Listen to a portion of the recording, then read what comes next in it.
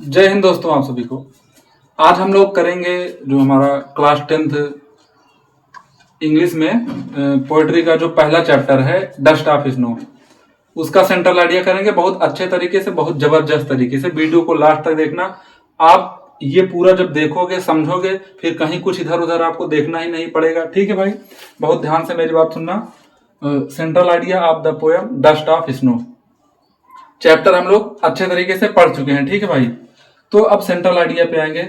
जैसे भी मैं बताऊंगा बिल्कुल वैसे ही लिखना है आपको। ठीक है, यहाँ पे लिखावट में लिखने के तरीके से भी नंबर मिलते हैं सेंट्रल आइडिया में। तो the poem dust of snow composed by Robert Frost, यानी ये जो पोएम है डस्ट ऑफ स्नो ये कंपोज्ड की गई है, यानी इनके द्वारा रचित की गई है। इसकी रचना किया है रॉबर्ट फ्रॉस्ट ने। ठीक है भाई, ये जो पोयम है डस्ट ऑफ स्नो इसको कंपोज किया है, यानी इसकी रचना की गई है पोएट रॉबर्ट फ्रॉस्ट जी के द्वारा। आप पहली लाइन बिल्कुल ऐसे ही लिखोगे भाई।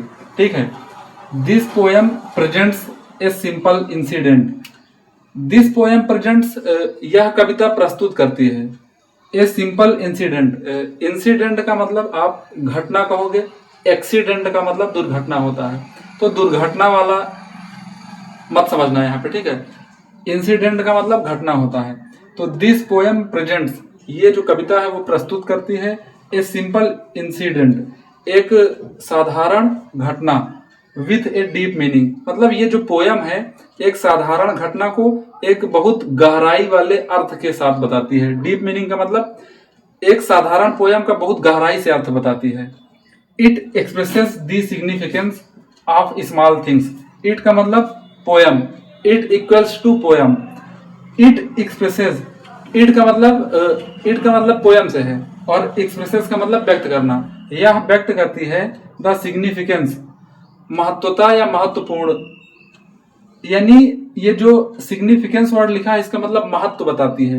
It expresses the significance of small things, यह छोटी चीजों के महत्व को बताती है। In changing one's attitude, attitude का मतलब किसी की मनोदशा, नजरिया आप कह सकते हो। ठीक है, ये जो पोयम है छोटी चीजों के महत्व को बताती है, और इन चेंजिंग वंस एटीट्यूड कि कैसे छोटी चीजें किसी के मनोदशा को चेंज कर देती हैं। ठीक है भाई, इन दिस पोयम, इस पोयम में, in this poem the falling of dust of snow, मतलब एक कौवे के द्वारा जब बर्फ के कण गिराए जाते हैं तो इससे क्या होता है, changes the poets sad mood into A happy mood. इससे क्या होता है, पोएम का जो उदास मनोदशा में पोएट रहता है वो खुशी हो जाता है। ठीक है भाई, दस इस प्रकार, इट टीचेज, दस का मतलब इसलिए, it teaches us that nature has the power to heal our minds and saves part of the day from being wasted। मतलब पोएट कह रहा है कि इससे क्या हो रहा है, इट टीचेज अस, इससे हमको ये जानकारी मिल रही है, इससे हमें ये सीख मिल रही है। नेचर हैज द पावर, कि हमारे प्रकृति में इतनी पावर है। टू हील, हील का मतलब घाव भरना या ठीक कर देना। Our minds and saves part of the day from being wasted, कि हमारे दिन का जो भाग है वो बर्बाद ना हो, बच जाए। अगर हम मानसिक तरीके से या कुछ भी हमको प्रॉब्लम है तो प्रकृति में इतनी पावर है कि वो हमें बिल्कुल ठीक कर देगी। तो भाई आप पूरा ढंग से पढ़ना, सारी चीजों को समझना, कुछ भी प्रॉब्लम होगा यहाँ पे ये चीज थोड़ा सा ध्यान देना। ये dust of snow by A crow changes, ये पूरा सब साथ में ही है। ठीक है, in this poem the falling of dust of snow by A crow changes the poets sad mood, मतलब पोएट के सैड मूड को हैप्पी मूड में कन्वर्ट कर देता है। ठीक है, ये जो इंसिडेंट था।